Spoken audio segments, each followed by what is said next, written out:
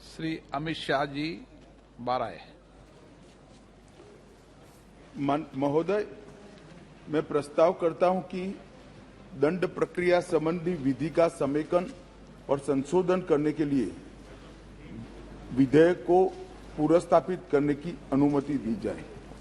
माननीय महोदय, मैं प्रस्ताव करता हूं कि निष्पक्ष विचारणा के लिए साक्ष्य के साधारण नियमों के समेकित करने के और सिद्धांतों का उपबंध करने के लिए विधेयक को पूर्व प्रस्तापित करने का अनुमति दी जाए। 1 मिनट माननीय गृह मंत्री जी।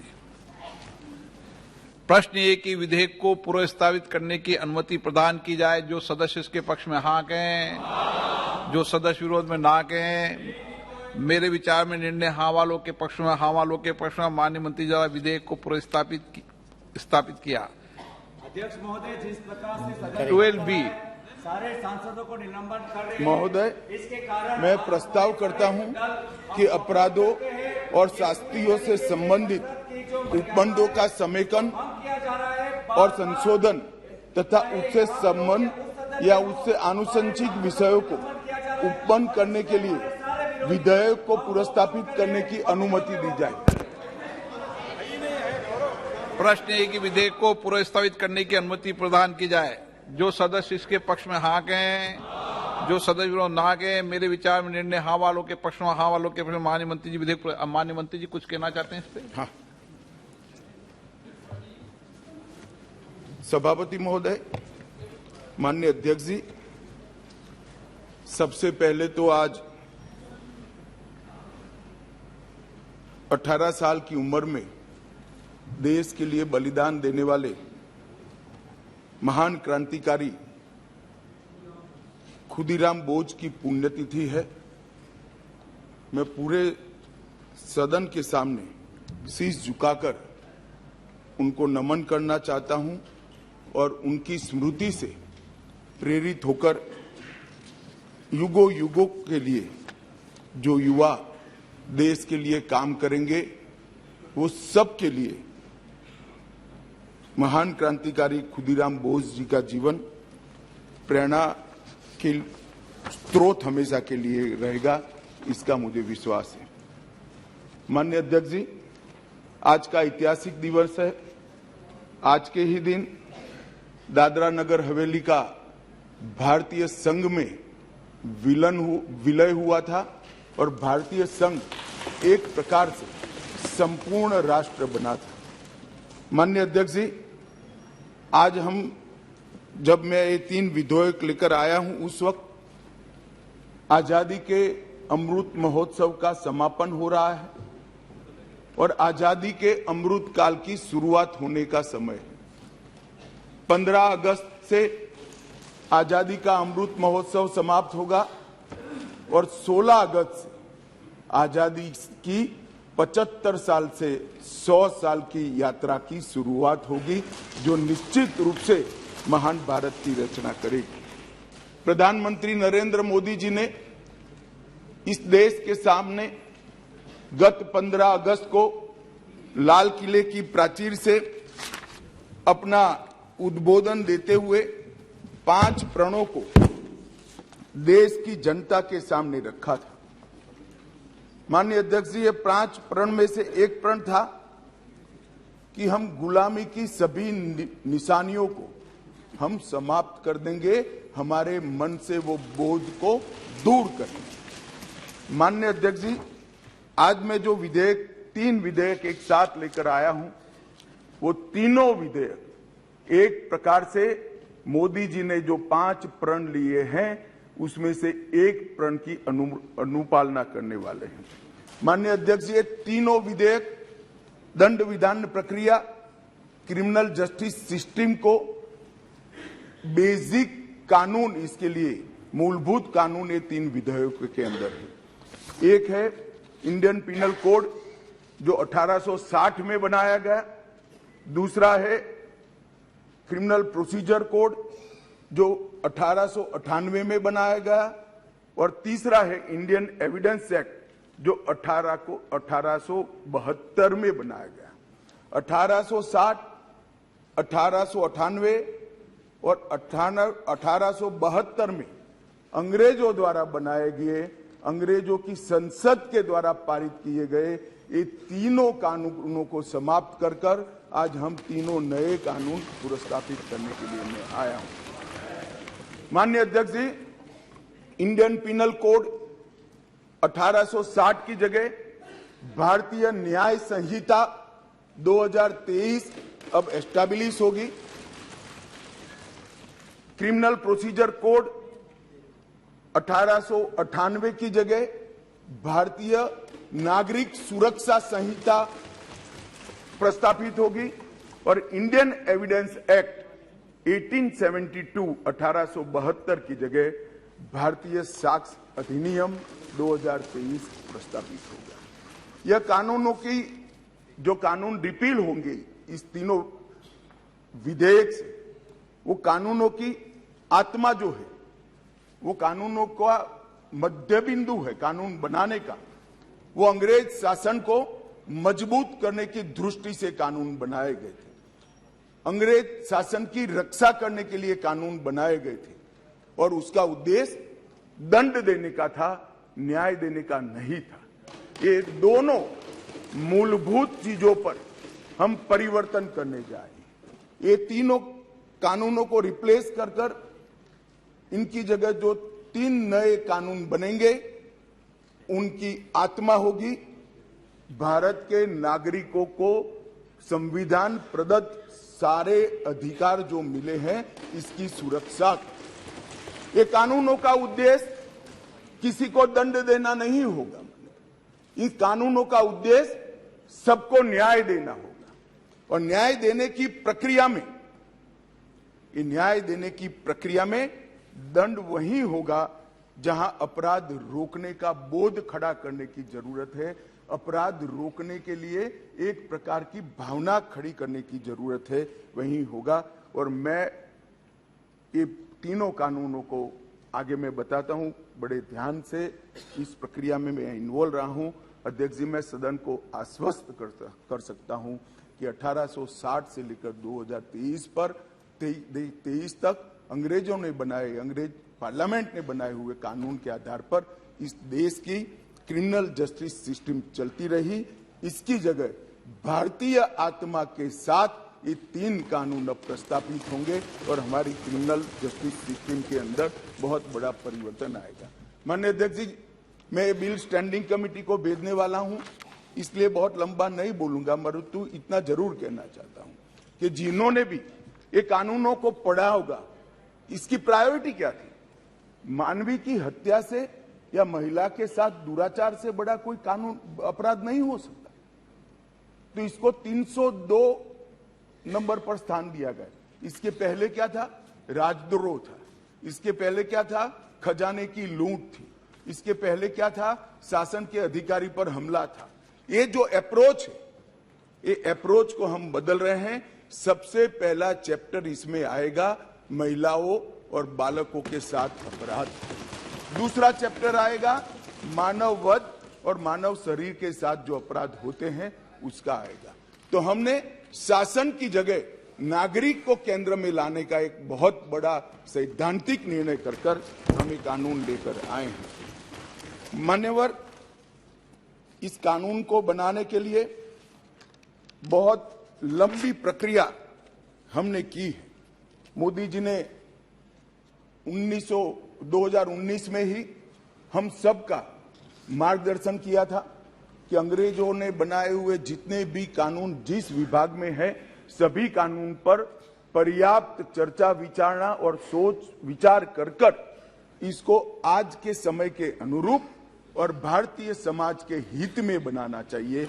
वहीं से ये प्रक्रिया माननीय अध्यक्ष जी चालू हुई। ढेर सारी कंसल्टेशन की प्रक्रिया इसके लिए हुई है। मान्यवर, मैं आपको बताना चाहता हूं, हर जगह पे व्यापक कंसल्टेशन किया गया है। मैंने अगस्त 2019 में ही देश के सारे हाईकोर्ट चीफ जस्टिस को पत्र लिखा था, सर्वोच्च अदालत के सारे न्यायाधीशों को लिखा था, देश की सारी लॉ यूनिवर्सिटी को पत्र लिखा था। 2020 में थोड़ी बेस बनने के बाद सारे सांसदों को लिखा, सारे मुख्यमंत्रियों को लिखा, सारे राज्यपालों को लिखा, संघ शासित प्रदेश के प्रशासकों को लिखा और ढेर सारे कंसल्टेशन के बाद ये प्रक्रिया आज कानून बनने में सफल हुई है। माननीय अध्यक्ष जी, इसका मुझे बहुत बड़ा संतोष है कि बेस बरुआ समिति, विश्वनाथन समिति, मलिमत समिति, माधव मेनन समिति और गृह मामलों की स्थायी संसदीय समिति 2011, 2005, 2006 इसकी रिपोर्ट 111वीं, 110वीं, 146वीं ये सारी रिपोर्टों का बृहद संकलन कर सभी राज्यपालों, मुख्यमंत्रियों, सभी विधायकों, सभी सांसद और सभी न्यायाधीशों से, हाई कोर्ट से, सुप्रीम कोर्ट से और लॉ यूनिवर्सिटी से आए हुए सारे प्रस्तावों को, सारे सुझावों को कंसीडर कर लाइन बाय लाइन इसको पढ़कर ये विधेयक लेकर मैं आज सदन के सामने उपस्थित हुआ हूं। माननीय अध्यक्ष जी, 18 राज्यों, 6 संघ शासित प्रदेश, भारत की सुप्रीम कोर्ट, 16 हाई कोर्ट, 5 न्यायिक एकेडमी, 22 विधि विश्वविद्यालय, 142 सांसद और लगभग 270 विधायकों ने इसमें सुझाव दिए हैं। जनता के भी बहुत सारे सुझाव आए हैं जिसको कंसिडर किया गया। माननीय अध्यक्ष जी, 4 साल तक इस पर गहन विचार विमर्श हुआ है। मैं जिसमें उपस्थित हूं ऐसी 158 बैठकें हमने रिकॉर्ड पर करी है। माननीय अध्यक्ष जी, बाय लाइन इसको हमने पढ़ा है।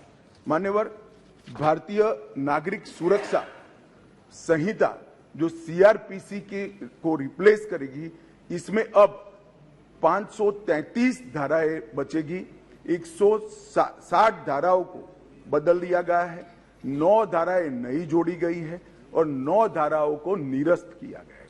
भारतीय न्याय संहिता जो आईपीसी को रिप्लेस करेगी, इसमें अब पहले 511 धाराएं थी, इसकी जगह 356 धाराएं होगी, 175 धाराओं में बदलाव हुआ है, 8 नई धाराएं जोड़ी गई है और 22 धाराएं निरस्त कर दी गई है।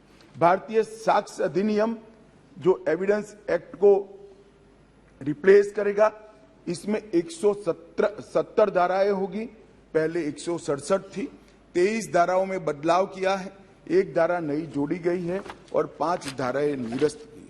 मान्यवर, मैं सदन को बताना चाहता हूं, ये तीनों कानूनों में गुलामियों की निशानी से भरे हुए कानून। सबसे पहले तो इसको ब्रिटेन की पार्लियामेंट ने पारित किया था, हमने अडॉप्ट किया था, यहीं से शुरुआत होती।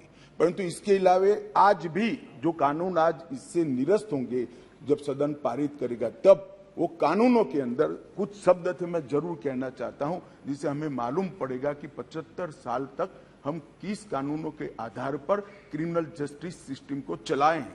पार्लियामेंट ऑफ यूनाइटेड किंगडम का जिक्र है, प्रोविंशियल एक्ट का जिक्र है, notification by the crown representative का जिक्र है, लंदन गैजेट का जिक्र है, ज्यूरी और बैरिस्टर का जिक्र है जो हमारे यहाँ कब के चले गए, लाहौर गवर्नमेंट का जिक्र है, कॉमनवेल्थ के प्रस्तावों का जिक्र है, United kingdom of great Britain and Ireland parliament का जिक्र है, हर मेजेस्टी और बाय द प्रीवी काउंसिल, ऐसे हर जगह रेफरेंस दिए हुए हैं।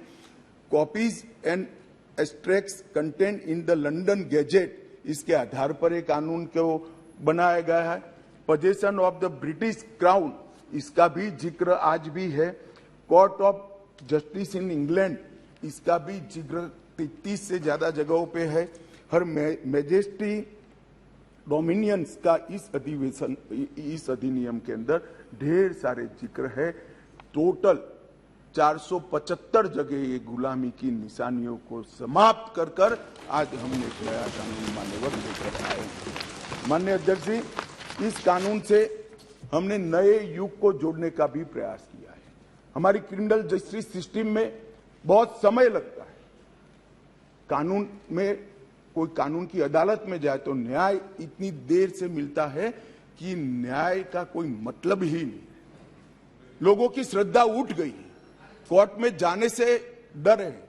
मैं गुजरात का कानून मंत्री भी रहा हूं, विधि मंत्री भी रहा हूं। कई लोगों ने मुझे कहा था कि साहब पनिशमेंट की कोई जरूरत ही नहीं। मैंने बोला क्यों? कि कोर्ट में जाना इटसेल्फ पनिशमेंट है। इस प्रकार की मानसिकता लोगों के दिमाग में कर गई।